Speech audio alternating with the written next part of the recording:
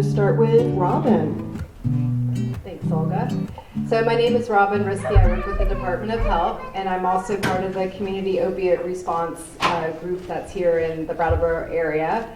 And just a quick announcement before we move on is that I also work in Bellows Falls, and on Wednesday night they're going to be showing a film called The Opiate Effect that Skip Gates, he lost his son to an opiate overdose up in Burlington, and he will be there to talk about the film. So it's going to be at the Rockingham Free Library at 7 o'clock p.m.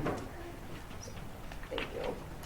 So the Community Opioid Response Committee holds quarterly meetings with the community about opiates, and we decided that this topic for this quarter would be what is really happening with opiates in this community. And that came up because after our most recent opiate overdose deaths, a lot of people were saying, why aren't we doing anything about this? How come nobody's doing anything about this?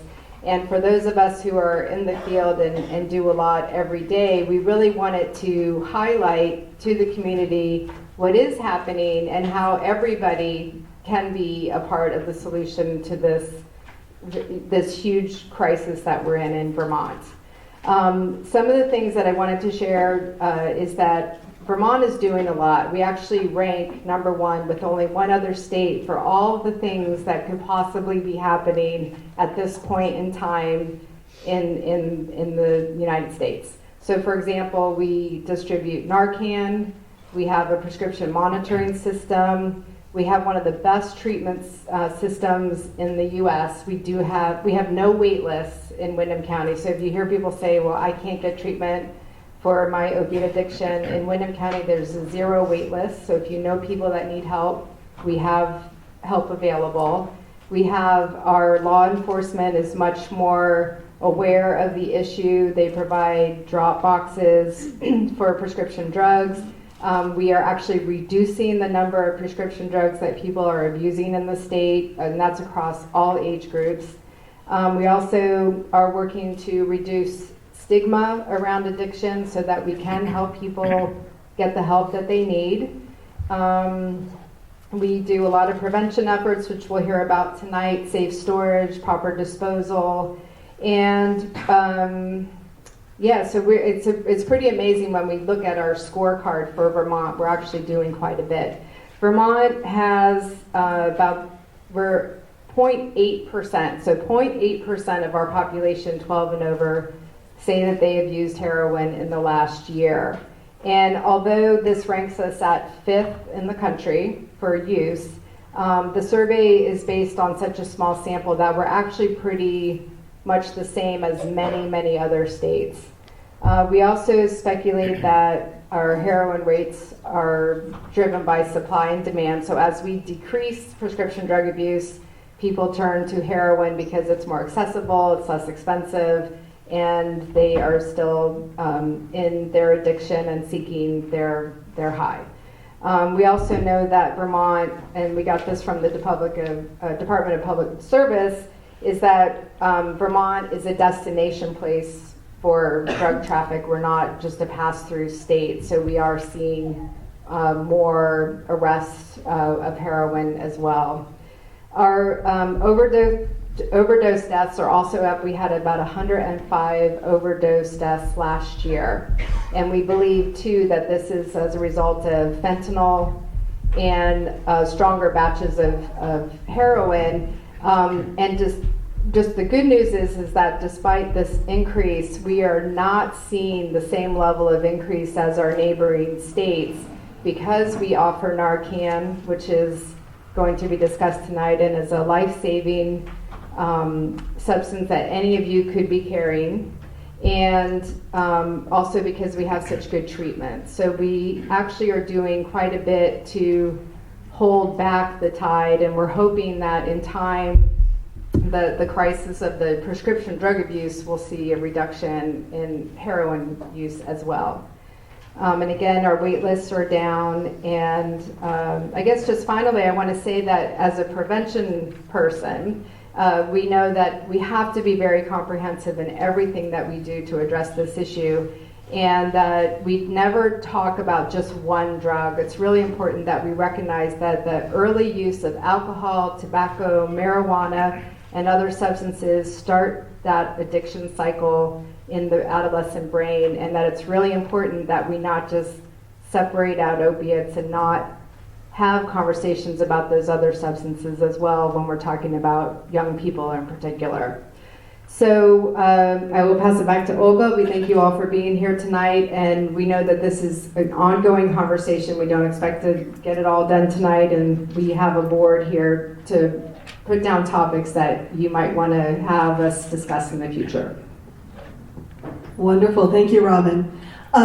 So one panelist who could not be here tonight is Chief Mike Fitzgerald.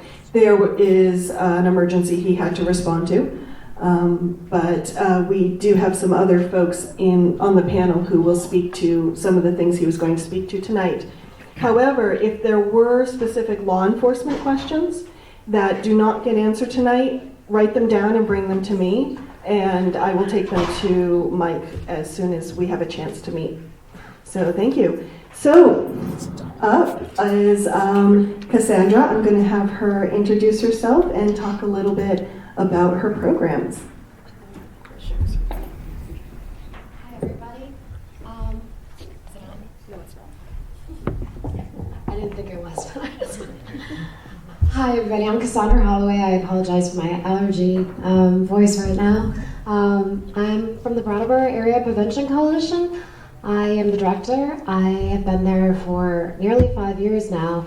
And the first week I started was there was an opiate forum or a prescription drug forum that we were having, the coalition, and so that was 5 years ago. And since that time, we've done quite a bit with our coalition, as well as alongside the other coalitions in the county. And I wanted just to say, back when we started to focus on it, 20% of our high school students had misused a stimulant or a prescription stimulant or a prescription pain reliever. So that was very disconcerting to us. I'm very proud to say that in the most recent Youth Risk Behavior Survey in 2015, it had dropped down to 13%, which is quite significant. And that is 7% it went down, and compared to the state itself, it was about a 2% decrease. So we're about state average, but I have to say that we're very proud that we went from the highest county in the state of youth misuse to about the state average, but we're still working on it.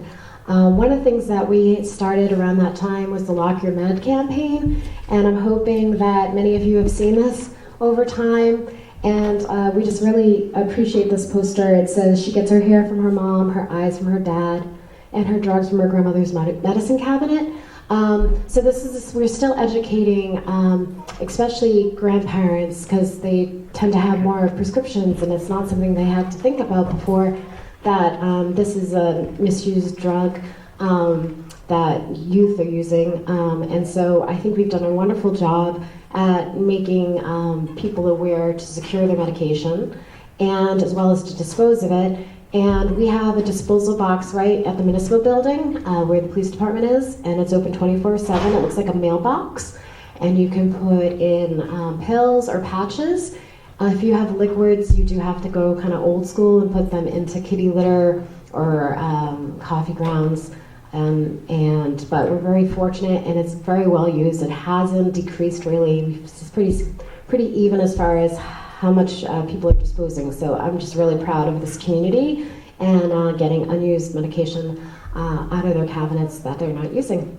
The other thing I want to speak to is how much our medical providers and pharmacists have been doing. We have been, since we got around that 5-year point, we brought together some medical providers, and it's a pretty eclectic group, and they had been working together for like 5 years. And we decided that what really was needed is for pharmacists and to providers to be talking to each other, their colleagues, and how they can work better at preventing diversion or misuse among their patients, as well as work better with each other, the pharmacists and the providers.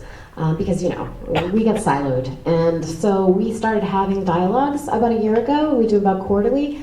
And pretty much every pharmacy has been there, and we have more and more providers coming each time. It's about 30 to 35 providers and pharmacists that come together to talk about things like medicine-assisted treatment. We talked about stigma. We talked about how to work with or talk with their patients when they have to deny them a pain reliever. And the next discussion will be how to have better communication between the pharmacists and the providers, just because they're all so busy. So, and it's just really wonderful. And I have to say that they really want to help their patients, and it's a hard thing to try to help their patients while also making sure that they're relieving their discomfort while also not potentially being a catalyst to misuse and addiction. So I want to let you know they care a lot, and it's really great to see how much they're working on it. The other thing we're doing is through the Children's Trust Foundation, Vermont Children's Trust Foundation, we started a teen influencer workshop, and that's about an hour workshop where we can talk a little more about how, what's going on with our youth and misuse, and how adults can work towards reducing youth misuse. And we also started a curriculum from kindergarten all the way up through 12th grade. So we are going into the schools, and with the kindergartners, it's like we have costumes through Dover Youth to Youth, which is in New Hampshire. We created a little skit. So the kids get to watch a skunk, Samantha skunk, turn green from taking a medication. And so it's very basic. Just don't, take a pill without your parents giving it to you, because it's kindergarten, first grade. And then we go up from there to refusal skills, and then also what they can do to help their peers when they get to high school, how can they play a role in reducing it in a broader sense. And the last thing I just wanted to say is that we also are part of the Community Opioid Response, and the thing that I love about this is that we go from prevention all the way through treatment and recovery. So it's a great opportunity for us to see what we all are working on collectively, and we continue to hope to bring these conversations. This is our third one. The first one we had was about stigma with Dr. Jeff Kane, and he's in our audience, and he did an amazing job. And then Chief Fitzgerald did one on public safety, and we have those through BCTV. And I want to say really quickly, Reggie, and he's filming right now for BCTV. He's been amazing, and he's been our and tell me your name.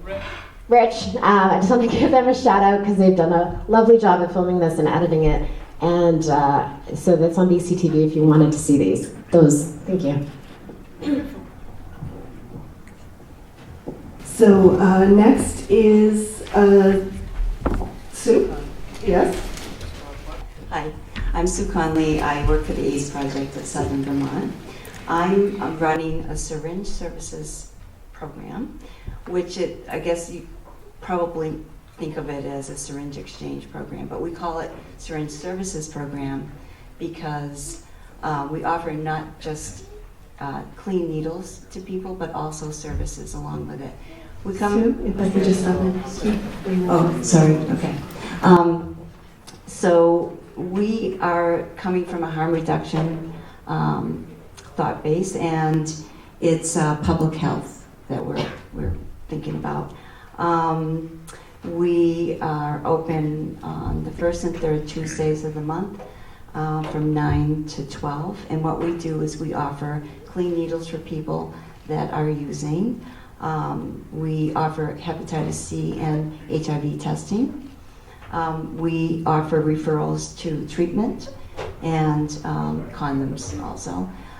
What happened is in the Southern Vermont area, we had originally a syringe exchange program back in 2000, and it was closed because of funding. So then there wasn't any syringe exchange program here. Most of the programs are up north or in the middle of the state. And I had been hearing a lot of information from people that it's really needed here. And how this really came about was the CDC put out a report back in last year or the year before. There was an epidemic of HIV in Indiana, a very small rural state, and 200 people were infected with HIV and hepatitis C as a result of Planned Parenthood being closed and the syringe exchanges being closed there. So the CDC identified 220 counties in the country as at risk for an HIV epidemic, and Windham County was one of them. So we worked hard to get the syringe services program going, and we started in October. It's running really well.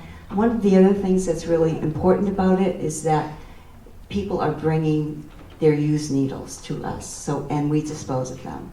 So that's the other service that's really good about it. And that's it, I guess. And next we have Mike. Yeah, thank you. Hi everybody, my name is Brian Condon, and I'm a person in long-term recovery, 5.5 years from alcoholism, and I work for 2 different organizations that I'll be talking about tonight, as well as some other things. I work at the Turning Point Recovery Center, where I've been for 4 years now. Currently I'm working on a state grant that works with people that are utilizing medication-assisted treatment for opiate addiction, and I'm the project manager of that. And I also work at Opco, where I'm an addiction counselor.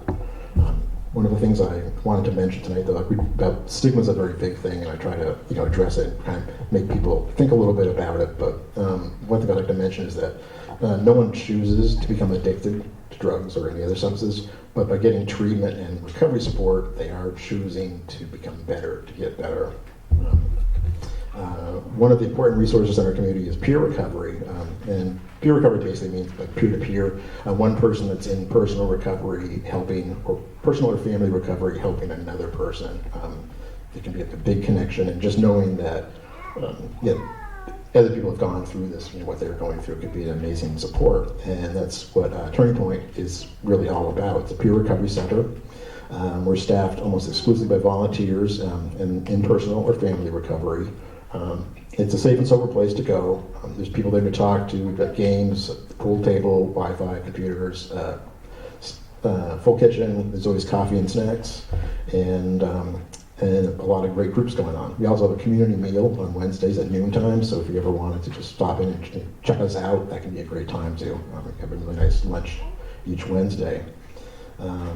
Some of the groups we offer, like we have an all recovery group. We also offer a medication assisted recovery group, especially geared towards people using methadone or Suboxone or naltrexone. Then we have AA meetings. We have a very cool acupuncture offered on Tuesdays at 2 o'clock, I believe it is. A lot of people like. Another important thing we offer is recovery coaching, which is someone can be kind of paired up with another person in recovery that's received special training, and they can work together, and it can be a great support, and also resources and stuff in the community they can hook them up with. We do have a calendar on the table back there, so with a listing of our meetings and some other stuff that's going on at the center. You can check that out later. And we also, this is actually each of the Turning Points recovery centers in the state, but we have a pathway guide, which is part of the program I'm on. I was a pathway guide for 2.5 years, I believe it was, before they asked me to be project manager of it. But we have a pathway guide at the center, Ella, and she also specializes in working with people in recovery from opiate addiction, especially utilizing MAT. So we have that. Also wanted to mention the hub and spoke system of care that's in Vermont. It's a unique system, and it's like all across the state. There's currently 7 hubs, soon to be 8, that'll be opening up, and there are places to go to receive the medication-assisted treatment and the support that goes with that. In our community, there's 2 of them. There's Opco, which is the methadone clinic, and there's also the Brattleboro Retreat, which does Suboxone treatment. And one of the big things about the hub and spoke is that we look at a person as a whole. It's not just the person doesn't just come in and receive the treatment medication, but we offer all the other supports like counseling, and also can help link up people with all the other resources and stuff, whether it be a dentist or psychiatrist or whatever else they may need in their recovery. There's also the spoke part of that, the hub and spoke, like on a wheel. The spokes are doctors that prescribe Suboxone across the state. And like I said, and like Robin pointed out before, the important thing to note is that there's no wait list, here in Brattleboro for treatment, which is kind of amazing. Wait lists were very common across the state. I looked it up a couple of days ago, and it's actually much better than it used to be, but as of in February this year, there's 162 people on a waiting list to get treatment. But as far back as I can remember, there's never been a wait here in town. You can always get treatment right away, which is amazing. Another thing I was going to talk about is the Narcan. At Habit Opco, we train and dispense Narcan. There's a flyer on the back also. And Narcan, if you don't know, it's a rescue inhaler, a rescue drug for a person that's overdosing on opioids. What basically happens when a person's overdosing is breathing slows and then will stop completely. Narcan is this very easy, it's naloxone is the medication. Just spray it in one nostril and it can bring the person back. It's pretty amazing actually, and it's a very safe drug or whatever. And we dispense that there, and then we also around the community and otherwheres where you can go and get the training and get dispensed a free Narcan. This is a program we go through the state, and there's no charge for it, which is also pretty amazing because I'm told like Narcan retails for like between $800 and $1,000 a unit. A lot of money, but Vermont has this amazing program, and we're lucky enough at Habit Opco to be able to get this to the people. Like the fire and rescue department here in town, they carry it with them, and they also use that to bring people back.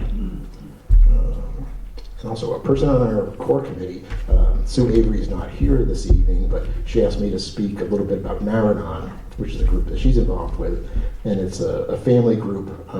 It's a 12-step group that people can go to for support, and just, addiction's a family disease. It's not just the individual with the addiction that's influenced by it.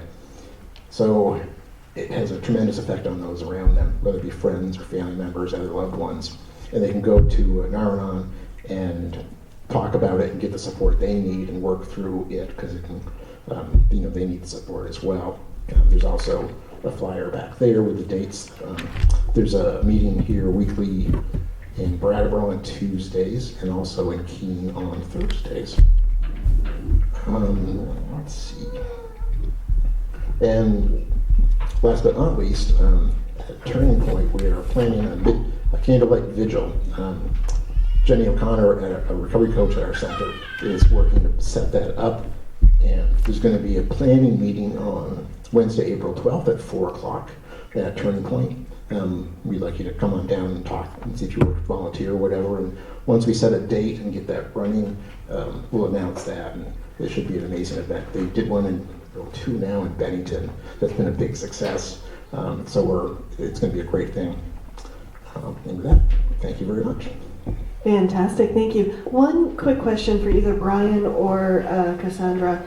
You've mentioned waiting lists more than once. What type of waiting list for what type of treatment, just to help the audience? That'd be medication-assisted treatment, MAT, like specifically methadone or Suboxone. There's other places around the state. I know in the Chittenden County area there was waits of 500 or more. It could be 6 months to a year, somebody have to wait for the treatment.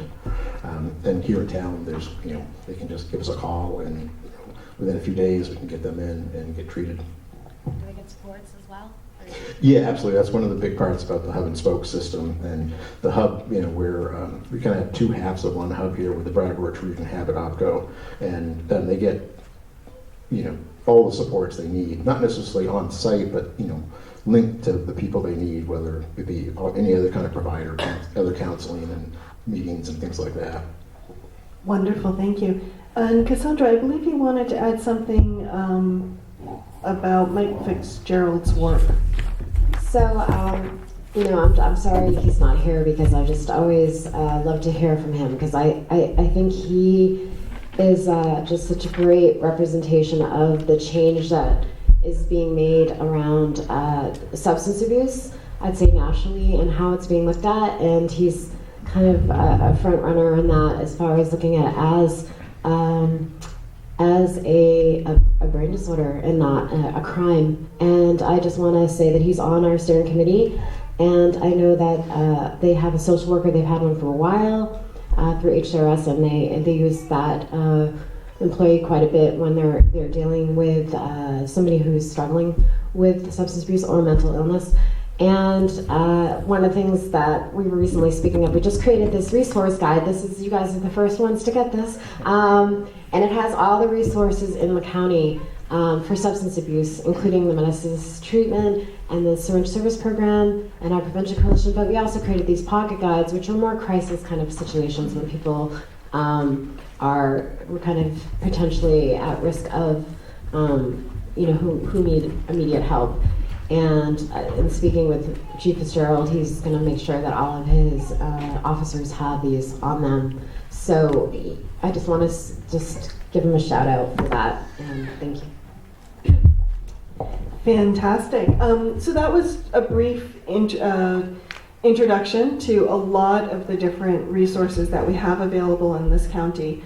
And we want to turn it over to question and answer time because we want to make sure that if anyone has any questions, you can get some good answers. And as Robin said before, if you want to share personal stories, either of yourself or family members, if you could just respect friends and family members' privacy and not share personal details, identifying details, we would appreciate that. And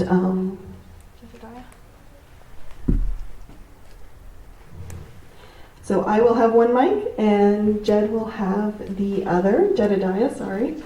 And so, love to start off. Anyone with questions want to raise your hand? Oh, and we have 2 more free seats up here if anyone doesn't want to stand. Hi, this is a question for I don't know, wait 1 second, I don't know what Huddling. Are you huddling? Is it Brian? Yes, I am. So Brian, first let me say I'm new to the area. I've been in DC for 40 years and I'm still commuting back and forth for my practice there. But the question I had is for the, and I don't know if you would refer to it even as an antidote spray, is that given only to professionals, or are young people getting that so they have it available to them or their peers? Yes. Good. Okay, this is working. Yeah, we're hoping to get it in as many hands as possible. Whether a person, maybe knows somebody that does use heroin or might use heroin, might relapse on it, or even you don't know where you might run into somebody that's overdosing. So we were trying to get it out there as many places as possible. It's so easy to use, and like I said, we're dispensing it for free. And the more that's out there, the more lives that can be saved. Can I just say also, I also give out Narcan to the members of the Syringe Services Program. Yeah. And for anyone who might be interested in taking the Narcan training, I've actually taken it for research for an article, and it's a really thorough, very interesting training. You will walk away knowing a lot more about overdosing than you ever thought you would want to know, but it's really important information. So I encourage anyone to take it, and it's very, very easy, very fast.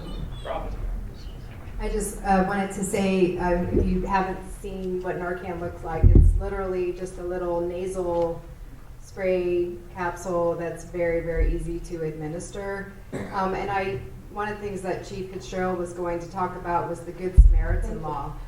And just to say that if you help somebody in an overdose, or if you are high and help someone with an overdose and the police are called to the scene, there will not be an arrest. They may take your substances if they find some, but there is no negative legal consequences if you stop and help somebody or you're actively high while administering this. So that's really important to get the word out. Our police here are very aware of that this is a life-saving method, and they are not there to arrest you. Wonderful. Anyone, thank you for that, Robin. Anyone else with a question? Way in the back. Jedediah is coming around.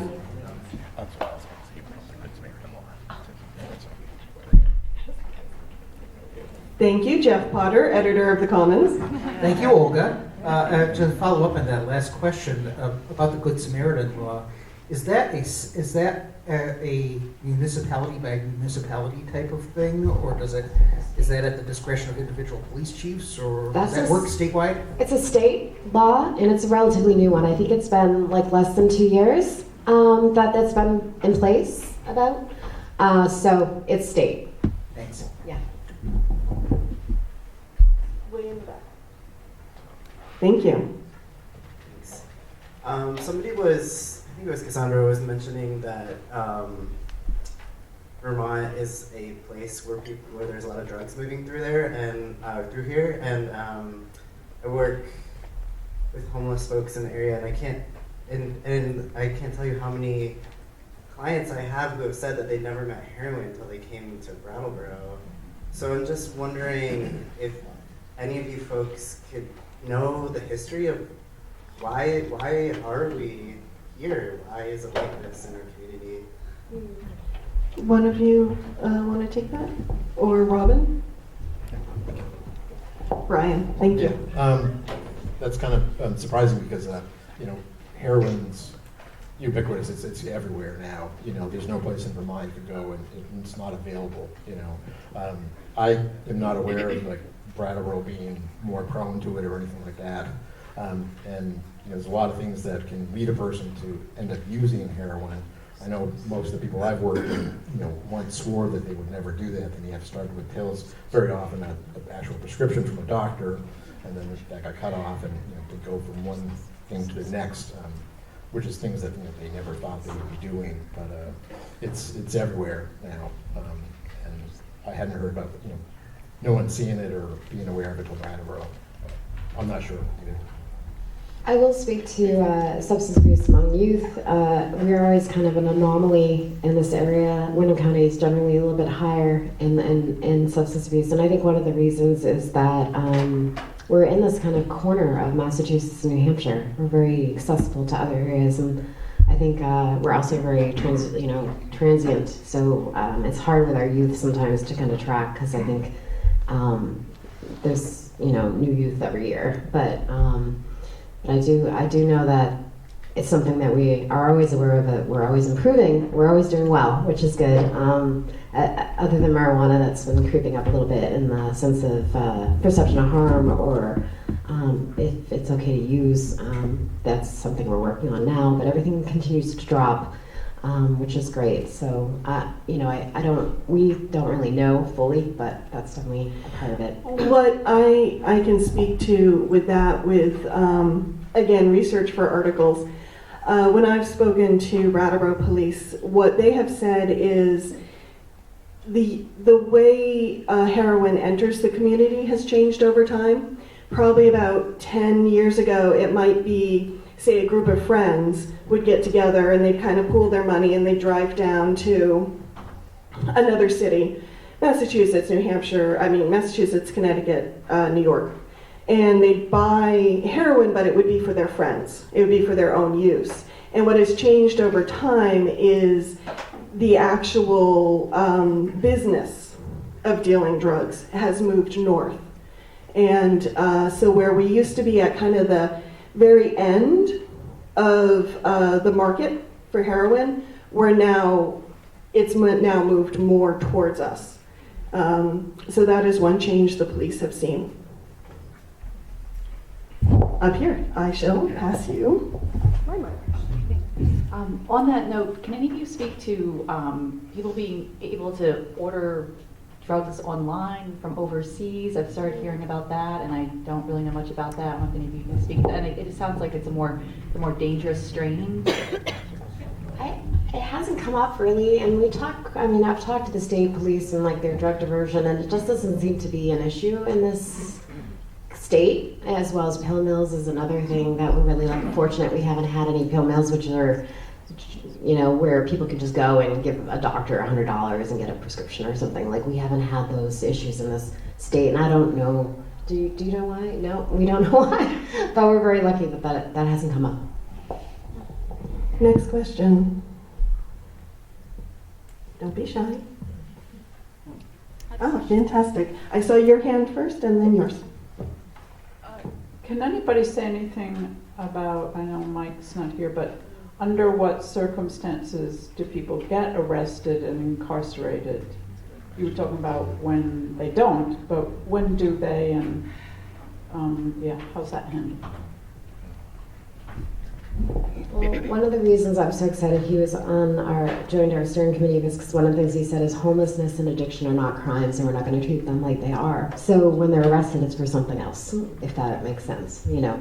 Like it's something that they're doing that's illegal, not the fact that they have substances within them. And if they're dealing, that includes if they're dealing, they're not arrested? There's a whole thing that we did on public safety around that, and there's he talks about what he can do and what he can't do. You can't just start searching somebody because somebody saw them passing something to somebody else. And they also do a lot of investigation around drug dealing. So sometimes people think something's not happening when actually they may be building a case. So they are working a lot on it, but it's very hard to just arrest somebody or search them. And I can't speak to the full amount of that. I don't know if anybody else can, but I do know we just did a whole hour and a half, and it's on BCTV where he talks all about that. So that's online? People can find that online? Yeah, on BCTV. Yeah. Okay, fantastic. And maybe what we'll also do is we'll make note of that and bring it to Mike and see if we can get something in the voices section of the Commons or something. My former editor's head just popped up. Oh, thumbs up. Okay, so yeah, we'll take that to Mike as well. I think you were next. Hi. My questions have to stem around the resources that you talked about, the HUB program. But people who have insurance do not qualify for the HUB program. No, that's not true. It depends what you mean by qualify. Anyone can enter the Hub and Spoke program. Whether it would be up to the individual provider if they maybe accept that form of insurance, but there's not like, it's not like if you have insurance, we don't take you. It's, however it's going to be paid for. It can be, some patients pay cash and stuff at a reduced rate and things like that. So I'm misunderstanding your question. Well, my loved one is detoxing right now in the Brattleboro retreat. They were going to release her today with no support whatsoever. I went down and said, I can't watch my child die anymore. What are you going to do to help me? There's no program in place for her. They said she does not qualify for the HUB program, so therefore she will not get Suboxone when she leaves.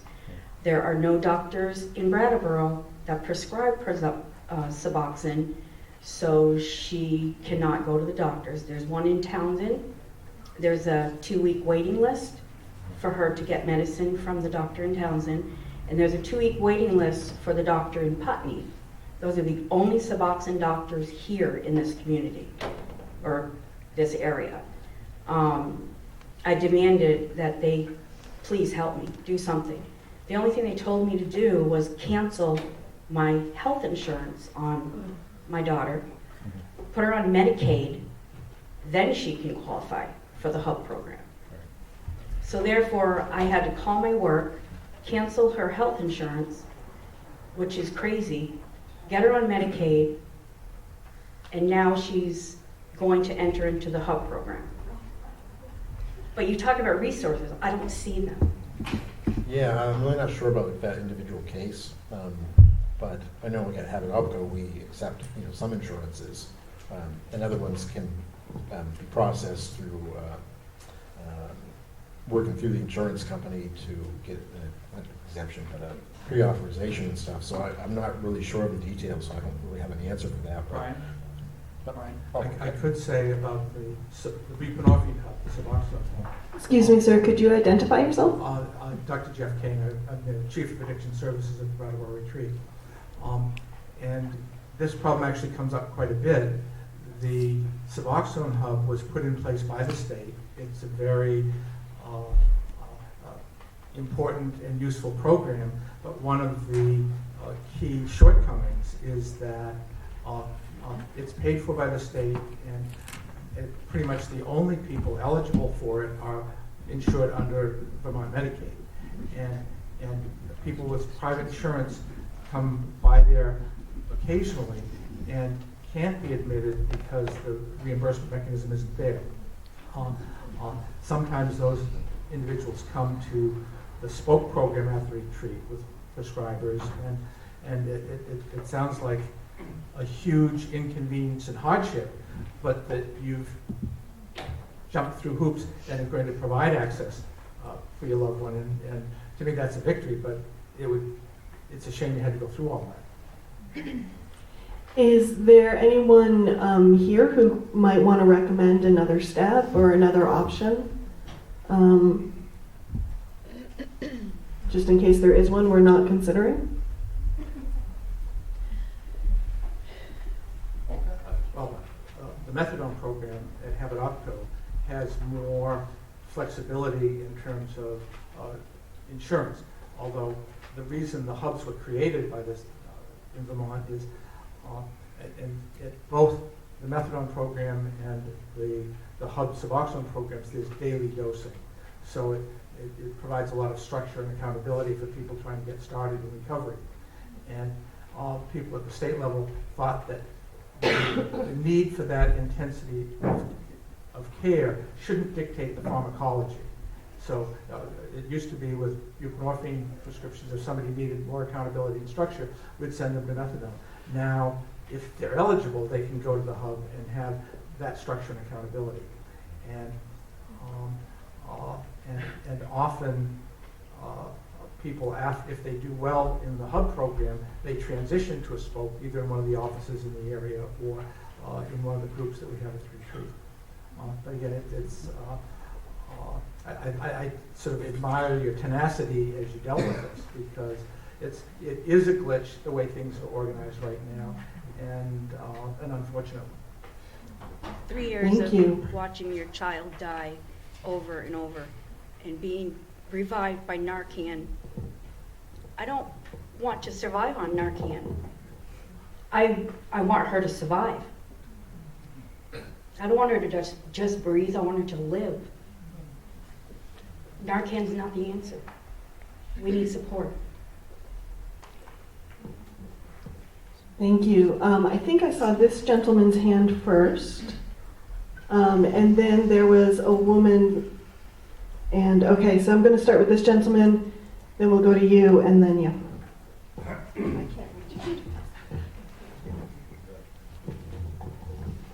I have a question and then a comment. The question is for the representative of the health department. I picked up this opioid use disorder treatment census and wait list in the back, and maybe I missed it, but is there something in there about the wait list for the spoke programs? Because I understand there's no wait list for the hub, and that's great. I come from Springfield, and there's nothing in Springfield, so everybody who is trying to get medically assisted treatment has to go either to West Lebanon or to Brattleboro, unless they're in a spoke, and there aren't any spokes in Springfield either. My comment is, it seems to me that Vermont has put all its eggs in the basket of medically assisted treatment. And I really wonder how much that's being evaluated. Because at the time that we've patted ourselves on the back for having no wait lists and having many more people getting medically assisted treatment, we've shortened the length of stay at residential treatment. One of the residential treatment facilities has gone out of business, and I think for people who work with people like the woman's daughter, we look at, to say that we don't have wait lists for treatment isn't really true. And I wonder, is somebody evaluating how well the other parts of the picture beside the medically assisted treatment are being handled? And are we evaluating whether people who get kind of pushed into getting on methadone, whether that's really the right decision for them? I'm aware of somebody who had a little short experience with heroin, and his life has been taken over by being on methadone. He has to travel 45 minutes every day, hoping that the Medicaid ride shows up. That's a comment, and if anybody has a response to it, I'd be interested to hear it. Thank you very much. Would anyone on the panel or Robin like to speak to that? Well, I can say that somebody going into methadone or Suboxone, it's by choice. Nobody's mandated into that, and that the idea is to eventually get them off of it. So it may be that that person could, in a shorter period of time, get off of it if it was a short, run with the heroin. I think that I can't speak to all of the treatment processes that the state is supporting. I think a bigger issue is the insurance companies. This is Medicaid. We're talking about Medicaid, who made the decision to shorten the length of stay. It's not Prudential or any one of those villains. It's us. Yeah. So I think just paying attention to what's happening in our budgets and advocating. It's really not. I can't really speak to the treatment programs, but we do know that we have a lot of success in the treatment programs that we have offered, and we have, we compare ourselves to, say, New Hampshire that had over 400 deaths last year. We had 105, which is still a lot, but by having Narcan and having treatment, we are making a dent into this issue. So there's always more that the state could be doing, and you guys are the state. So it is about speaking up and advocating for services. Thank you, Robin. The woman with kind of the fuchsia shoulders, I saw her hand next. Hi, I have a couple of things. One, mirroring what Will was just saying as well, was just the fact that we had the Maple Leaf closed down, and there are not enough residential treatments. And some folks, though we have this, they need more than that, to get started. They need that, and we don't have that, and there are wait lists there. And I work with folks, and I can't get them into programs, and when someone's looking for help, that's when they need it, with these addictions.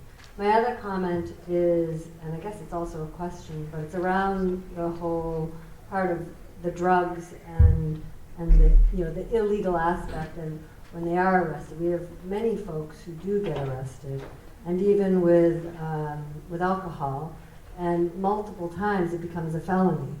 So those folks then are also really struggling with the housing question. And I know we have a lot of programs here in Brattleboro that are working with the homeless and with the folks who have addictions, but the fact of the felonies then make it so that they do not qualify for most all of our housing programs. And I just think that's another aspect of the addictions and their ability to be successful. And I'm just concerned about that as well, and wonder if anyone can speak to that. Anyone on the panel want to speak to that? Unfortunately, that's probably a Mike Fitzgerald question to a certain extent. Oh, come on down, Mike.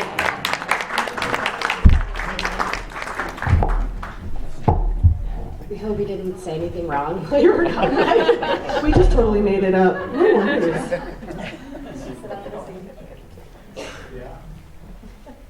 So did you hear that question, Mike? I did. Okay. I did. I apologize, pressing business. And you have to hold the mic right I up to you. apologize, pressing business kept me away. I'm sure you'll see it in the paper tomorrow. But I'm here now, so this is great. I guess the question at the basic was if an individual has a felony, it makes it more difficult to receive other benefits that the community offers. Is that basically the question? I couldn't agree more. And I'm a big advocate about you can't, when you're dealing with instances like this, it can't be cookie cutter. You have to look at every incident on its own merits. It can't be, we're not going to wrest our way out of this problem. So when we do encounter illegal activity, I think the police or law enforcement in general should have multiple options available. Is that, be it through restorative justice, call over to the state's attorney's office, speak to them to see if we can get them in a subtype of substance abuse program, recovery program, things of that nature. So it is very difficult, and at the same time, I'm also a big advocate that people need to be held accountable and responsible for their actions. So with that being said, you have two things that really muddy the water. You have an individual who is under the influence or is under an addiction that needs to be held accountable and responsible, but then at the same time, they're not bad people. You know, they're not, we have a saying at our mission statement at the police department is, when dealing with people, know the difference between those who need our help, those who made a bad decision, and those who victimize others. And every time we go to a call, we need to ask ourselves, all the officers need to ask ourselves, what category does that individual fall under? And that is how we're going to deal with this situation. And a lot of times it's people that need our help. So I just personally wish we had more options where we could get them into the help that they need, because I heard it stated earlier. When people get in situations where the law enforcement's involved, they're really open to a lot of suggestions. And every single one of them say, you know, not to be funny, everyone in handcuffs wants to go to rehab. I hear it every day. As soon as they're in handcuffs, I need help, I want help, how do I get help? That's when we need to help them, when they're at that point. Not 3 months later, at that point when they really are just, they're at their lowest and they say, I want help. I should be able to get on the phone and call people and say, okay, this is what we're doing. Not putting them downstairs, you know, in a cell block. That doesn't accomplish too much. So, Mike, from your perspective, being able to get people more options and having the police have more options, is that a change in statute that needs to happen, or is that a culture change that needs to happen? Where do people need to advocate for that change?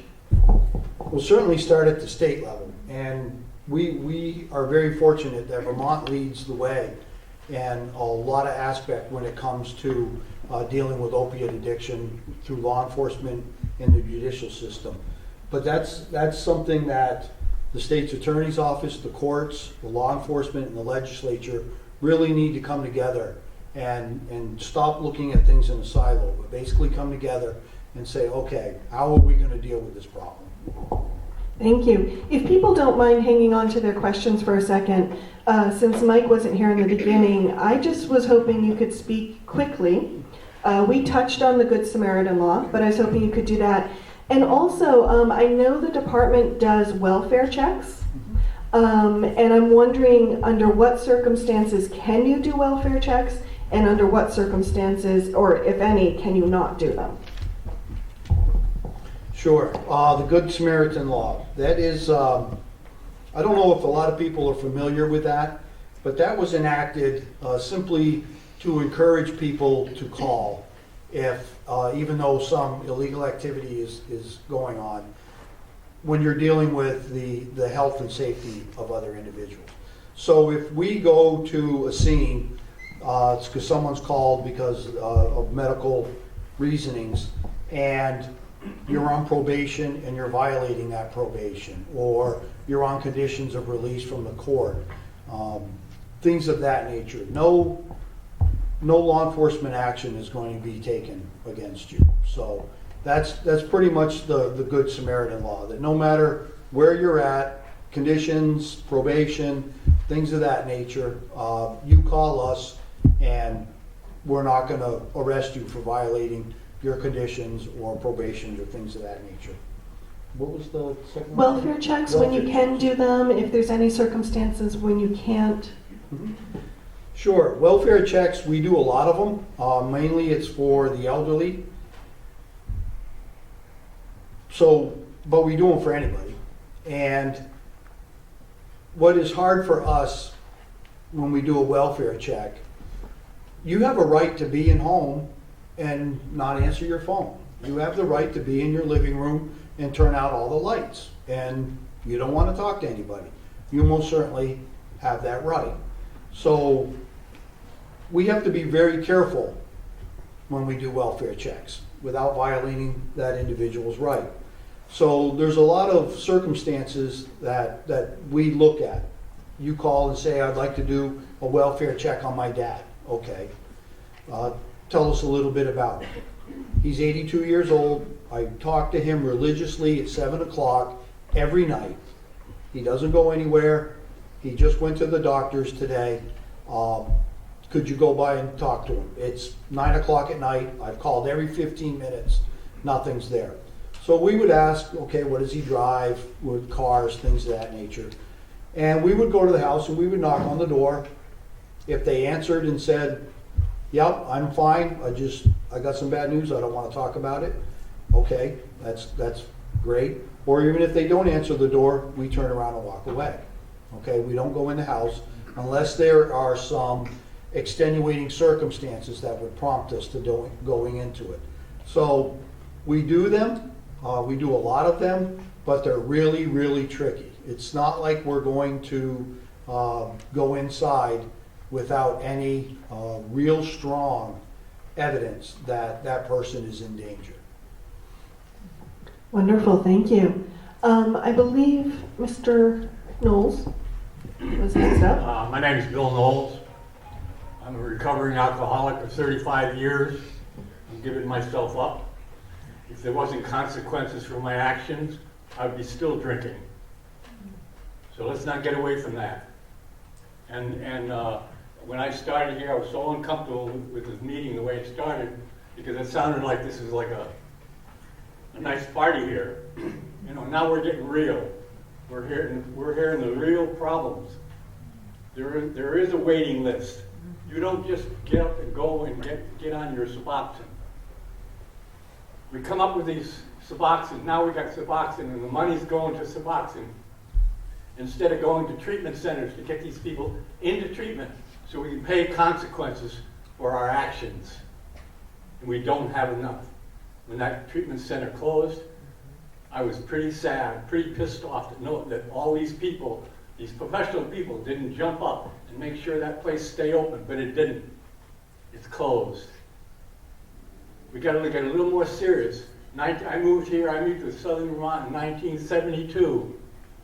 We used to come from Westover, Mount Snow, to here to pick up our drugs. We came to Brattleboro to pick up our drugs because they came from Holyoke and Springfield and down south. So this is nothing new. We're on 91. That's not a big deal. Of course they come here. If it's 91, we got a highway bringing it all in here. And it's not going to stop. Me, if I didn't have consequences on me, I'd probably be drinking now. You know? I don't play head games with me because I'll be out there using. But I don't want to go to jail. I don't want to end up begging on the streets. I don't want to dying in the river, frozen to death because of my addiction. That's where we're going. Dying in the cold with addiction of heroin, alcoholism, and all the other addictions you can talk about. And if you can get these people into the programs, we have Alcoholics Anonymous. I've been there for 35 years. I've been sober straight on for 35 years. I'm not bragging. It took villages to keep me sober for 35 years. This is no game. So all you people that think, oh, this is an easy problem, this is not an easy problem. Let's put the money in the right place. Let's get some treatment centers open. Let's get these people that are dying in some care. Even if you can't do anything with them, get them in some guidance so they have somebody taking care of them. Because obviously the parents can't for whatever reason. Because it gets so big, a family can't deal with an addiction person in the family. They have to get rid of them somehow. Let's get them into a treatment center. Thank you. Thank you very much. I think I saw your hand, the lady in red, first, and then your hand, and then your hand. Nope, right here. Thank you, Jedediah. Hi, I'm not sure how this works. Right up close to your mouth. It seems to me that there are 3 groups that we deal with. And what we've heard spoken about here is the people you can actually reach, who have actually been to the retreat, they've been referred to a program, they voluntarily show up, ask for help, go to the turning point, and so on. Then there's the second group, which is law enforcement. And they suddenly just really are in trouble. And whether at that point they've hit their lowest point and they really are asking for help, that's one issue. But there are also a great many drug dealers who are really preying on these people and doing harm to others. And I know you're very aware of that. The third group, I just call it jungle justice. They are dying in the Whetstone Brook. They are being preyed upon by the drug dealers. Money is being extorted. They are being raped if they cannot pay off their drug needs for the month. There was a young man who had 2 fingers cut off by a drug dealer who, with the street name of Buddha. All of this I hear secondhand, and believe me, I want it secondhand. I don't like being even 1 degree away from the stuff that goes on in this town. It is quite dreadful. And these pusher, I just don't even have the words for it anymore. But there's real horrific things going on. And I believe it's the most vulnerable who are preyed upon. I've heard that you can't even buy marijuana on the street. It is contaminated. They poison it with cocaine and heroin. Therefore, it's not marijuana that's a gateway drug and then they go on to heroin. They get addicted to the heroin in the pot. It's not the pot that leads to worse things. It's the contamination in the pot that makes those people into yet more little chickens that the foxes can go running after. So, and that's my last saying about it is, you cannot blame the hens for being tasty. You have to build defenses against the foxes. And we're in Vermont, so I think a farmer metaphor kind of works. You have to stop the foxes. So, Lil will take the mic next. So, is there a specific question or something you'd like to see different that the panelists can help you with? Yeah. Sorry, Lil. Yeah, buy pot from local growers. I don't know what the answer is. I really don't know. I'm not really sure how to put this question out there, but what about the addicts that really do want help but they don't, if you know what I mean? They want to get well, but they're so far into it, they've been doing it for so long. How do we save those people? Is there someone on the panel who can speak to that? Thank you, Brian. Well, I think part of it is making the services that are available, like this. The purpose of this is just to talk about what is available in the community and maybe what needs to be changed, what needs to be added. But by letting people at large know what resources there are, so if a person does reach the point, and hopefully they do in their addiction, if they do want help, they have an idea where to go, who to call to find out, what may be appropriate for them. And just making the things out there, things like Turning Point, where we work very hard to let as many people know about it, whether they need it themselves or they may know somebody later on, by knowing about the resources and at least some ideas of who to contact, like, okay, I've got this problem and where should I go? And a program like 211 is great. If you call them up and they've got an amazing list of resources, and you can tell them, well, I've got this problem and stuff, and they say, well, here's some phone numbers that you might have some options here. There are people that I know that are having this problem in their life know these resources, and for a few minutes they might think, I'm going to make that call, and then they don't. Yeah. And this is a cycle that goes on for 10 or 15 or 20 years until they die. I wish that as a family member I could do more. Like I could say, you're going. Why can't I do that? That's my question. It's very difficult. I know, there's lots. I wish there was a good answer. That's the problem. What to do. Because sometimes it comes down to that. It comes down to that individual saying, I want help. I'm going to get it, and I'm going to stick with it. And a lot of people, it takes multiple tries, whether it be treatment or any other form of recovery. And yeah, hopefully they reach the point where they want it for themselves. And I don't know of any good answer to that, except for support the person as much as you can without enabling perhaps, and maybe making sure the individual knows there are resources, in case they are unaware of it. I just wanted to talk about one of the benefits of the Syringe Services program is that they come on a regular basis. I develop a relationship with these people, and I think relationship building is really important. And I also run a program called CLEAR, which is a sort of one-on-one counseling program that has sort of a substance abuse embedded program within it.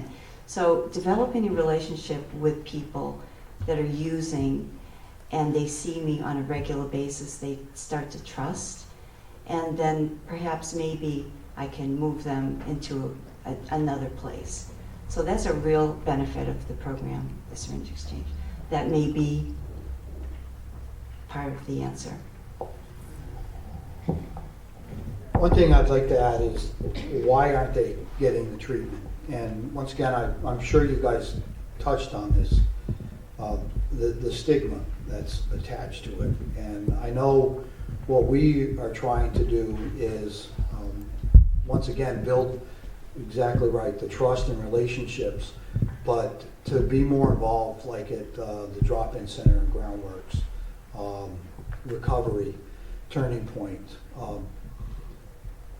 get them to know their story, that there are going to be relapses, and let them know that we see them as fellow human beings, and there are going to be mistakes, but that's okay as long as you're moving forward.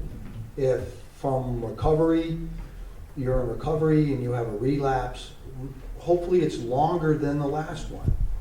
It was 10 days, now it's 20 days, and pretty soon it's going to be 6 months, and then it's going to be 9 months. But I think what's stopping a lot of people, even you hit it right on the head, they know the resources are out there. This is a very resource-rich community. This is a very generous community, more so than I've ever seen anywhere that I've been. And yet we all sit back and say, well, why do we have people that are hungry? Why do we have people that have no place to sleep? Why do we have people wandering the streets, that are suffering from addiction, when we have all these resources available? I think a lot of it has to do with stigma, and everyone just feeling really, really bad about themselves. To get out there and say, okay, we need positive leadership, positive enforcement to move forward, to get rid of that negative stigma that's out there. Thank you.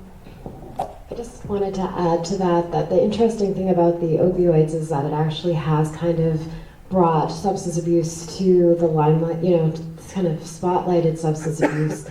And as horrible as it is, it's actually made us really, I think the stigma shift has come from the opioids, because I think it affected people so prominently, but it also, people became addicted who weren't even intending to use a drug.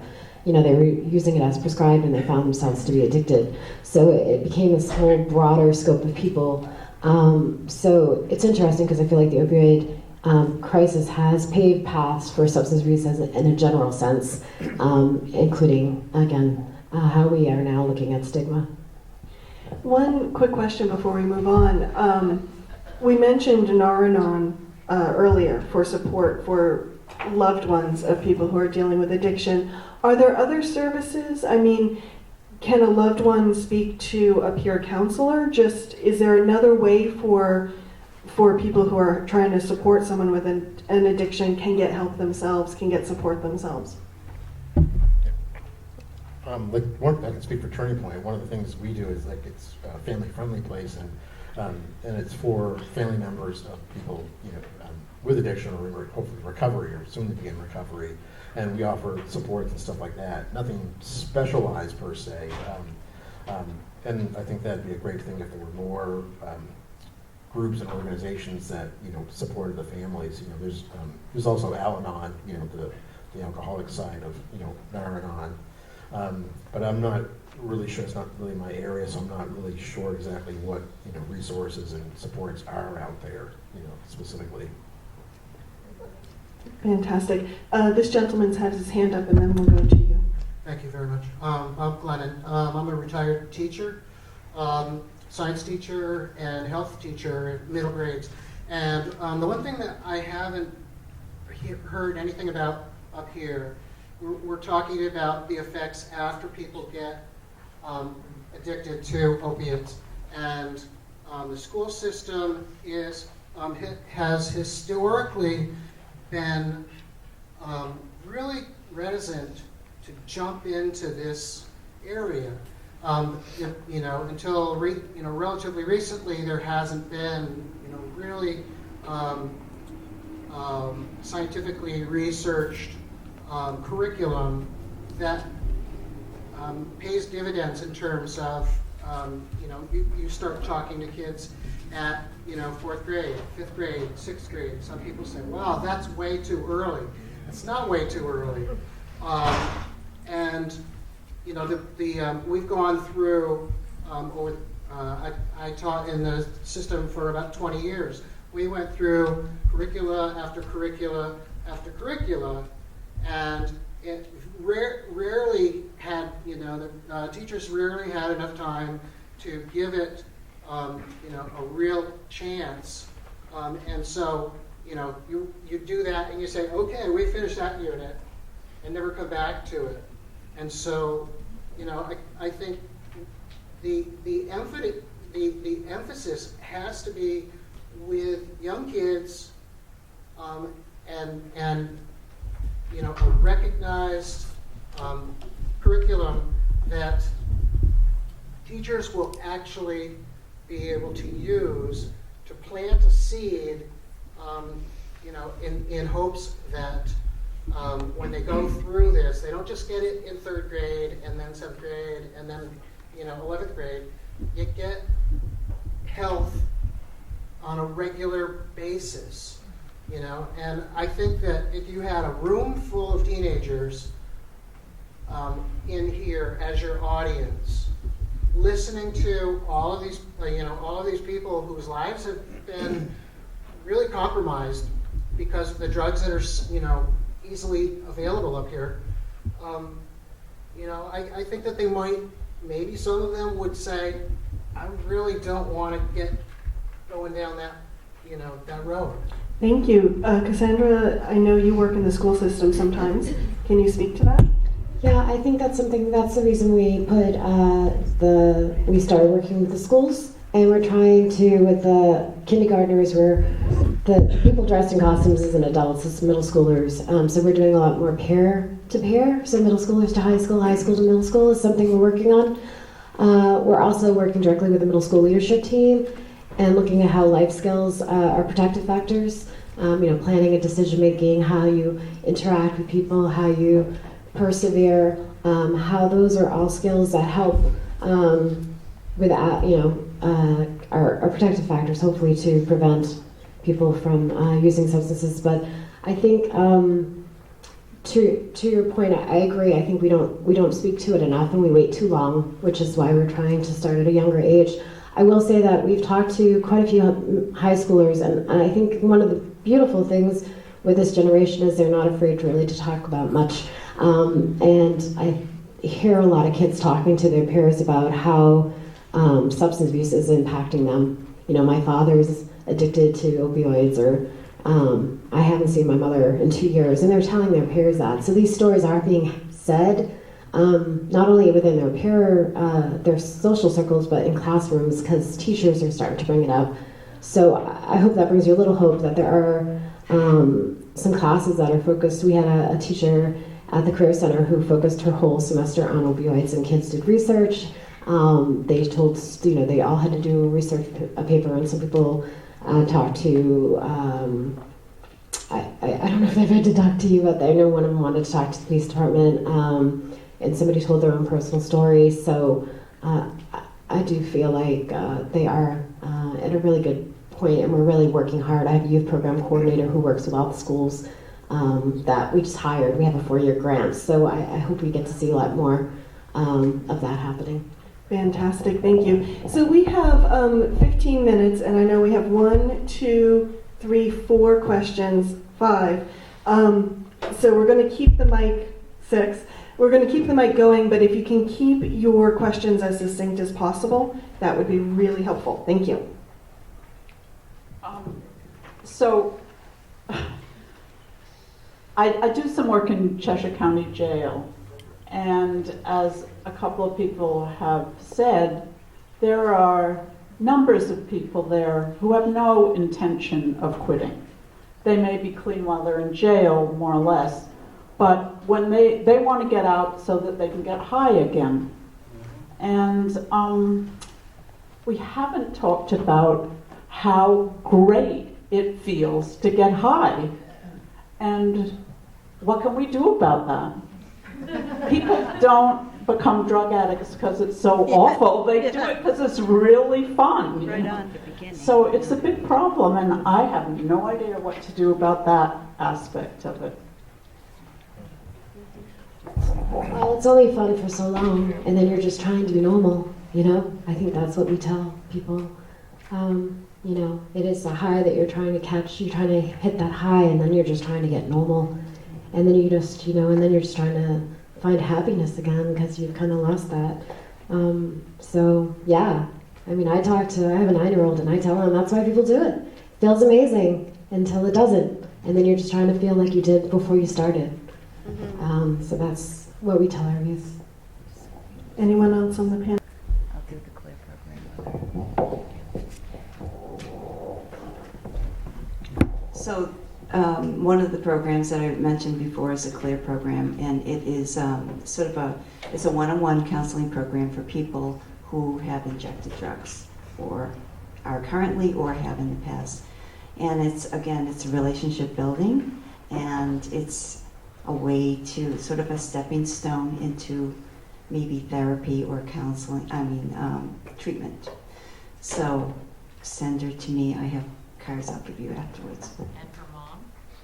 And for mom? Family?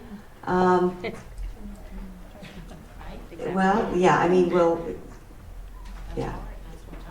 that is difficult, yeah.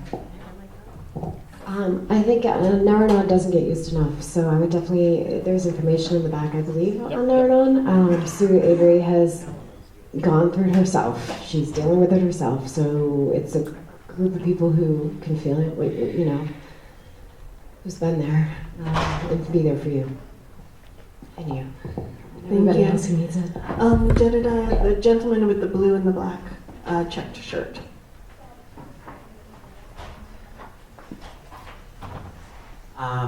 I think that I'm wondering, what is a way to be effective? Because on paper, I'm but a granola wrangler / newsie, and by voices section and by writing my representatives, I don't look like much. But and last time we had a voices thing, I didn't have the courage to take the microphone. But this time I want to. I'm afraid that Suboxone and stuff like that are just like another fox, a different colored fox. And I'm wondering if there's a way to have like a benevolent owl figure instead of one fox for another. And I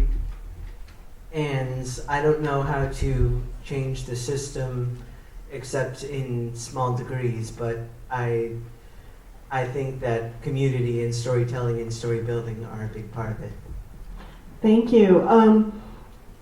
There was a woman in the back and then this gentleman, but before we go on, I just wanted to touch base.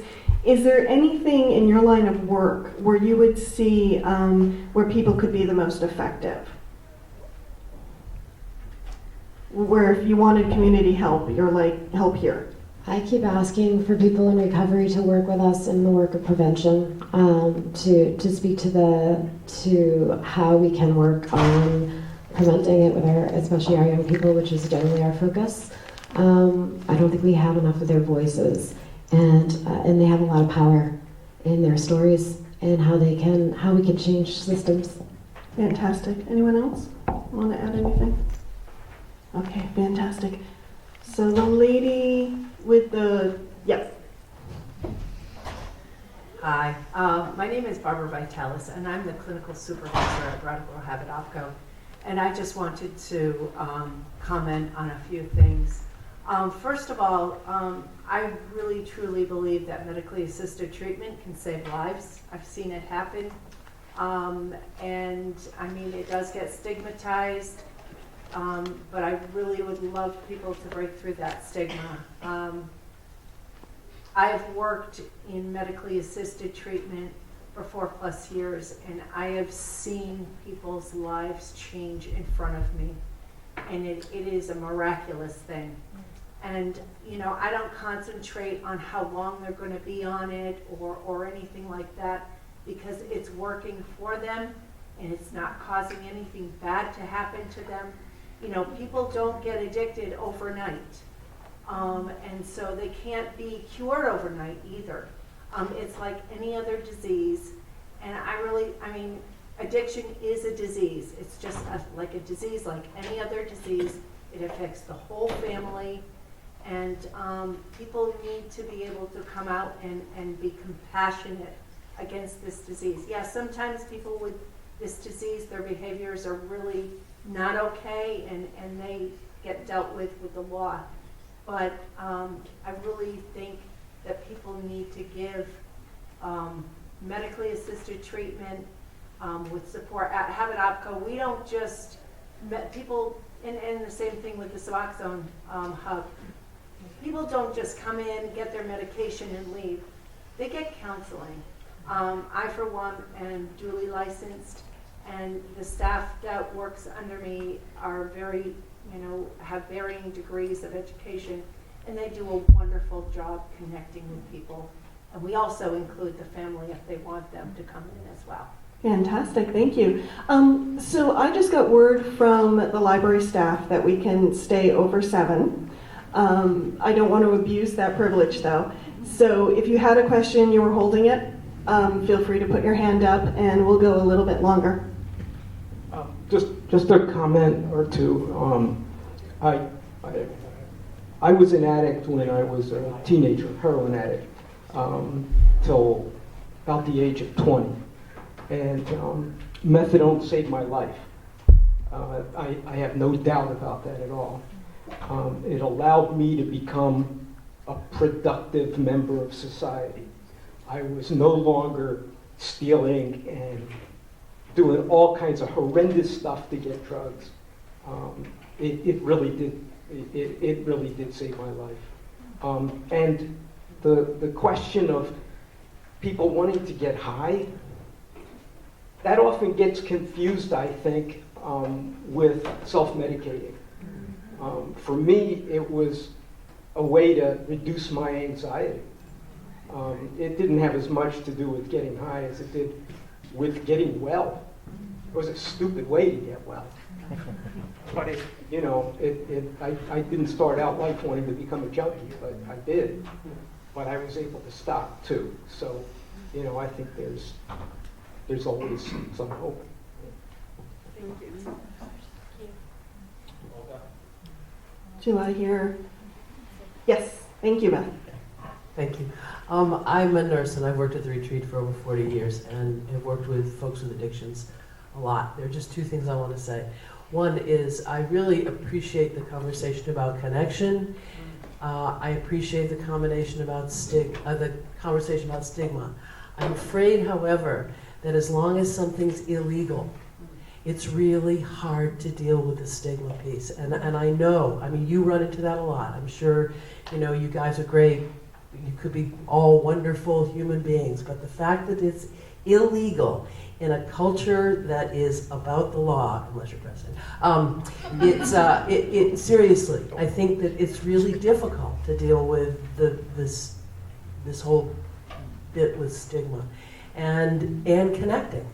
I mean, you know, I just watched this really crazy edition of The Wire. The time that they basically opened up a whole block for addicts to use, so they didn't bother anybody else. But at that same time, they could offer all sorts of treatment and all sorts of things because they weren't getting arrested. I mean, I don't need to quote The Wire, but seriously, the stigma, you know, stigma and legality. The other thing I want to say, and thank you, the gentleman who just spoke, I'm talking about productivity. The one thing that I notice over and over and over again is the lack of purpose in folks who choose and are who choose addiction or end up addicted. You know, I think they don't choose to be addicts, but they're choosing behavior that ends up with them as addicts because they have no purpose. And I think, you know, if medically assisted treatment allows you the opportunity to be productive, that's great. If schools, I mean, I think about high schools and how many teachers know how many kids are going through school with no purpose, with nowhere at the end of the tunnel. And so that's a societal issue. And you know, obviously we can't answer that here, but I think it's huge. I think that, you know, having purpose, whether you're volunteering or working as a CEO, I don't care. But I find it, you know, we're humans, and I think that we're meant to be on some level societally purposeful. Wonderful, thank you. Actually, you've already spoken, so do you mind if someone in the back first? I don't, I just wanted to say something about one of the spokes. Okay, go ahead, and then Brenda. Just briefly, we've been talking about the hub, so I just wanted to mention the spokes as well. So I work at Healthcare Rehab Services, and they have a big children's program as well as an adult outpatient and the CRT. But just that, and also the therapists in the town as well, you know, the private therapists. All of those are really important resources for folks too. Thank you. Well, Jedediah is walking back with the microphone. I'm just going to put someone on notice, and he can shake his head or nod at me. Josh, there were questions earlier about people with felony convictions not able to get housing, but I know there's some housing first models happening in Vermont. So would you be able to speak to that later? Okay, thank you. Hi. So I just wanted to say that I have a family member who is struggling with addiction and has been for quite some time, and was doing quite well after the last time that he went through the retreat detox, and then was in Maple Leaf, and then actually had moved to Burlington and was doing the outpatient program at Maple Leaf. And when Maple Leaf closed, with no option for him, with no services put for him, this state really failed him. And that made it so it's nearly impossible for him to stay sober. And so I feel like it's really important for us to talk about treatment options and to talk about creating laws perhaps where you can't just drop people like that. Because just dropping people like that is about the most irresponsible thing that could ever happen. And in that transition, what it does to our family, when we're literally screaming at each other about what the right thing to do to help him is, because we all care so much. I think that there has to be more services than Nar-Anon, or that there has to be really open, this is where families can get help, and it can't just be one solution. I do believe that Suboxone was saving his life, and and he was dropped when Maple Leaf closed, but I don't think Suboxone or methadone can be the only option offered. I think there has to be a treatment option that's long-term, so that if somebody wants to choose something different, they can.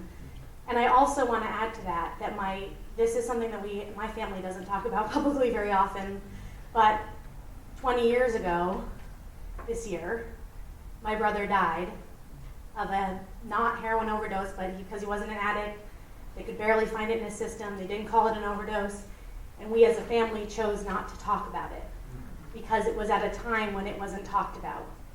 And I feel like bringing some of those stories, like I don't know your name, but your story out of the woodwork is also a way to talk about this. Not just what's happening now, but what happened then and what it did to families then.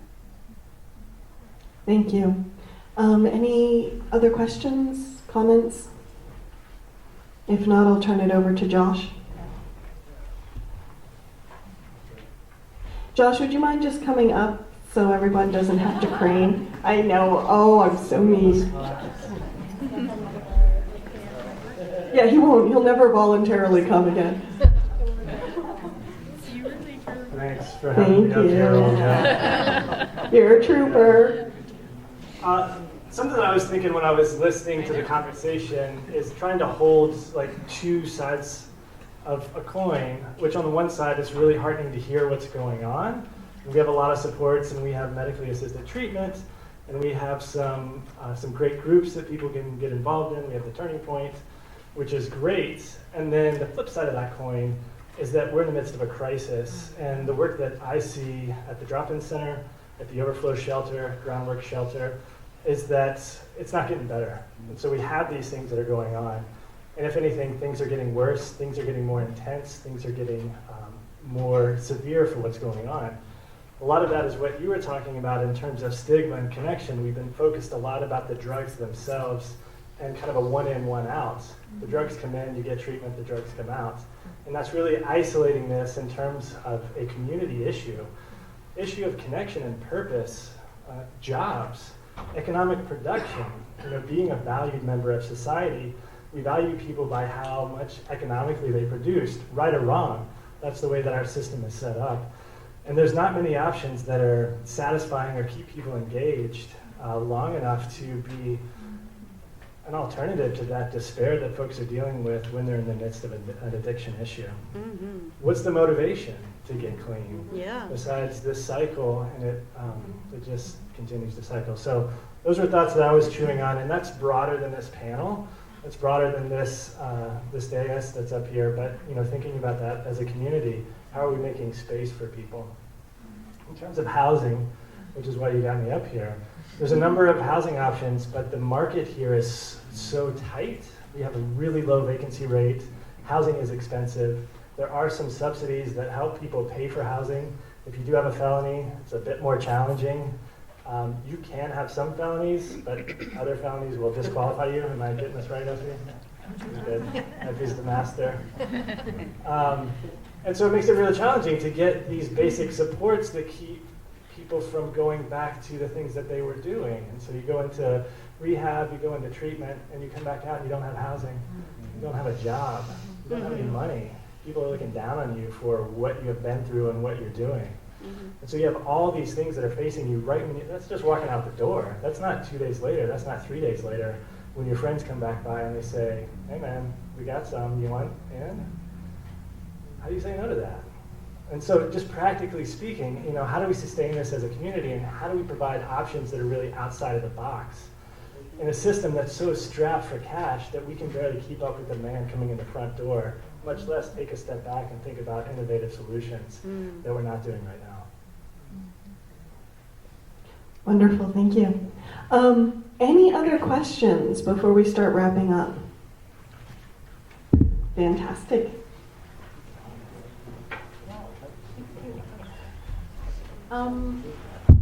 I'm hearing a lot about opioids. I don't know really a lot about it, but I know opium has been around for centuries. And what I'm wondering is it seems like use has been escalating, so I'm wondering, is it really escalating, or is it becoming more visible and being talked about a lot more now? Great question, thank you. Who would love to grab that one? So it's interesting when we look at the data nationally that use rates actually are not going up that much. What we think when we look at sort of the trends, and prescription drugs are definitely going down, is that now, because we had sort of this generation of people who got addicted to Oxycontin, oxycodone, Purdue told doctors that it was non-addictive. Doctors were in a modules of training that you should have happy campers all the time, that we weren't letting patients deal with pain. We were grading doctors on our levels of pain even after major surgeries and situations where we should have pain. And so what we saw was this huge increase of availability of prescription drugs and a lot of access to that. And now as we are getting rid of that and starting to stem that tide, those people are now turning to heroin. Like 75 to 80% of people who are using heroin will tell you that they started misusing prescription drugs. Oh my God. So there's a trend. We actually, fortunately, just had a person come to Brattleboro, met with a lot of active heroin users. He went to 2 other areas in Vermont, and we're waiting for sort of what he heard people say in terms of their journey to where they are now. It's something that we've never done in Vermont before, which is to go directly to active users and find out what do they need, what gets in the way, and really trying to hear their stories.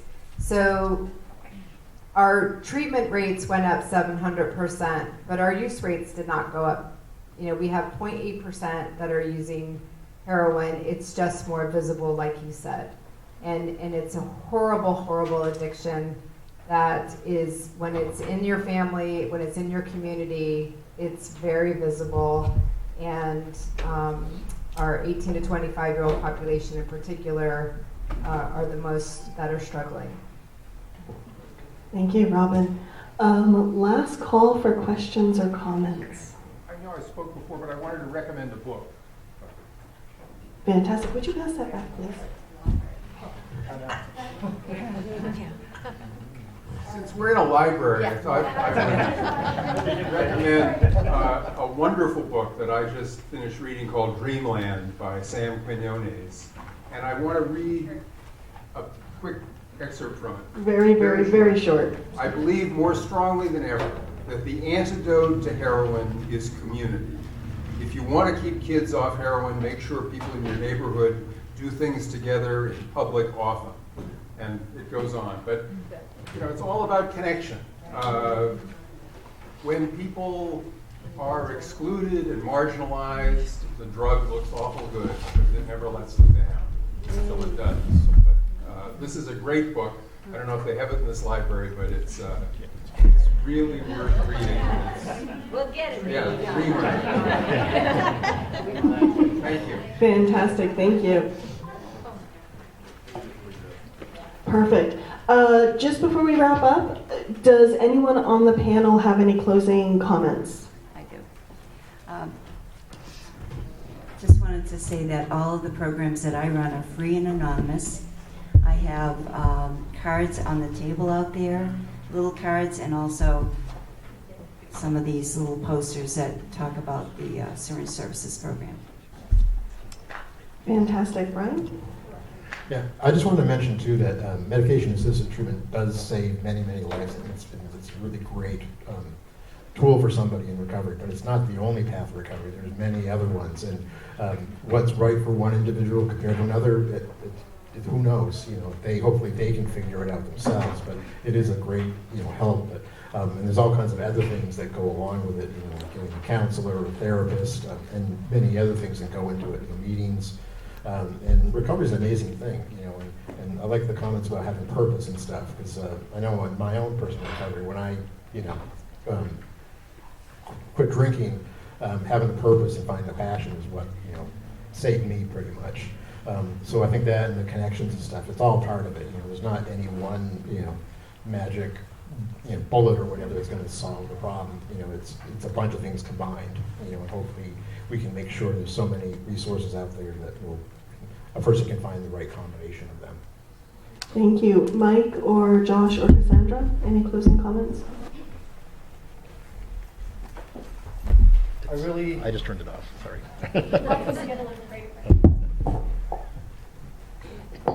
I really appreciate the opportunity to come out and speak about this subject, because what we have done in the past from law enforcement, obviously, it does not work. And to sit there and spin your wheels it makes no sense at all. So for us to get out there, take a step back and say, okay, what can we do? How can we help? Instead of, we're not going to arrest our way out of this problem. Hasn't worked in the past. It isn't going to work in the future. So, okay, let's put that to bed. Let's look at it. And once again, it's not a cookie cutter approach. We have to get involved. We have to collaborate with all the other agencies, with every member of the community. Just to address, in case anybody's wondering about the statement that was made earlier about being illegal, I am not for legalizing heroin. Just in case you were wondering, so when you go home tonight, if there's any doubt in your mind. However, I really like the way we are going on battling the stigma about it, because that's where you're going to build the trust and the relationships, and the police officers will look at it in a different view. Instead of you having that stigma, okay, there he is again. What is going on? How many times am I going to catch you in this alleyway doing the same thing over and over again? Why don't you just stop? Just stop it. You made a decision. Well, if you get to know that individual as a human being, it's a lot different. Now it's just like, hey, Jim, what's going on? Oh, you're having a bad day? How can we help here? What's going on?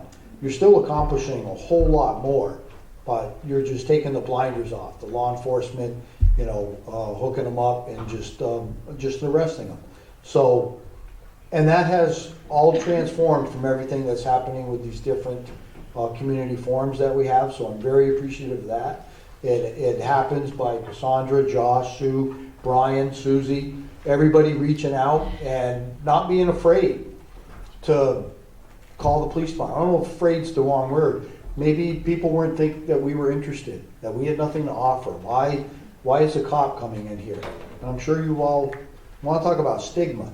Put on the uniform. Okay? Put on the uniform and go get a cup of coffee. I guarantee you the place just shuts down. So we're very well aware of sometimes when you walk into a room, how it feels to be treated differently. And I encourage all our officers to get out there and look at this different light. Mm-hmm. Yay. Glad to hear that. I just really, to the purpose, if you can be a big brother or a big sister, they're always looking for people. There's a lot of kids on wait lists that could use some support. And I'm again really excited that we're going to be able to work with our youth programming coordinator. But just keep having the conversations with the young people in your lives, and watch how you are using substances around them. When people come over for a party, offer them other drinks other than alcohol. Don't take your medication in front of them. Those kind of things, so you're not normalizing substance use. Can you have events in this community where there aren't substances? We as a culture are very substance focused. And I think also just coping skills and that, I think we went through a lot of generations where it was just suck it up. And I think, now kids are learning mindfulness and how to deal with those uncomfortable feelings. And I think we have to let them know you're going to have a lot of uncomfortable feelings and you have to learn how to do these, look at these in a healthy way and know that you're not alone in those, that we all feel those, maybe to different degrees. But I think self-medicating has been the way we've been working on that, and we still as a culture tend to take medication for all different kinds of things. So I think anything we can do to help reinforce that those skills for our kids is huge. So thank you. Fantastic. Thank you, Cassandra. So a quick comment. I just heard from the library that someone has offered to donate several copies of Dreamland. And so if anyone wants to sign up to get on a waiting list, please see the circulation desk. And Jeff, editor of the Commons, wants to make a quick comment. Okay. Robin says thank you. Hi, everybody. I'm Jeff Potter. I'm the editor and operations director of the Commons, and I know we're all squirming and want to get out of here, but I want to take a brief moment to thank you for coming.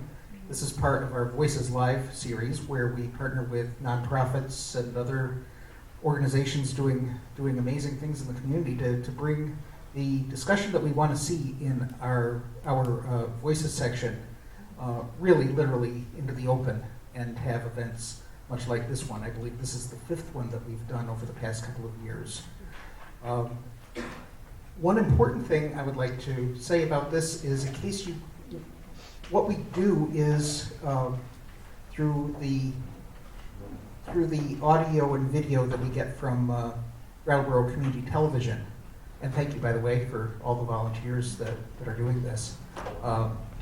We take that, we transcribe it, and we try to bring this event back into the newspaper to share with our 10,000 plus people who pick up the paper every week.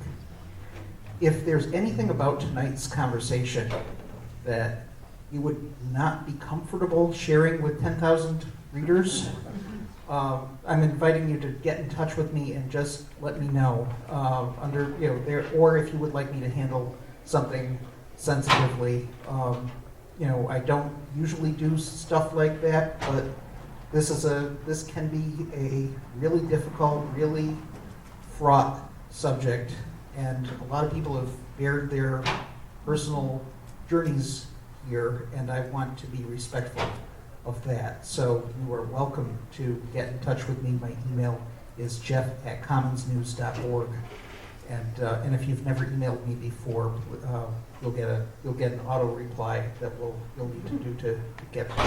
But I promise you, I will handle that sensitively. Thank you, Jeff. That's wonderful. And thank you, Olga. We miss you.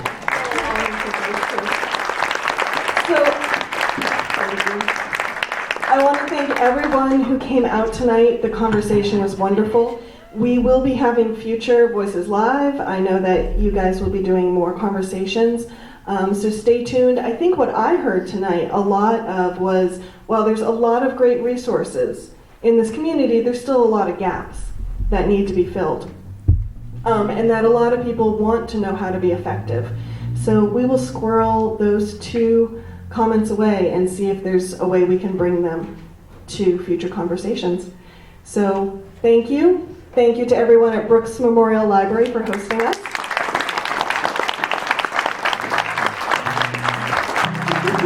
Thank you, sir. And I hope everyone looked at all the beautiful renovations. Yay. And thank you. Thank you again for coming out. Take care.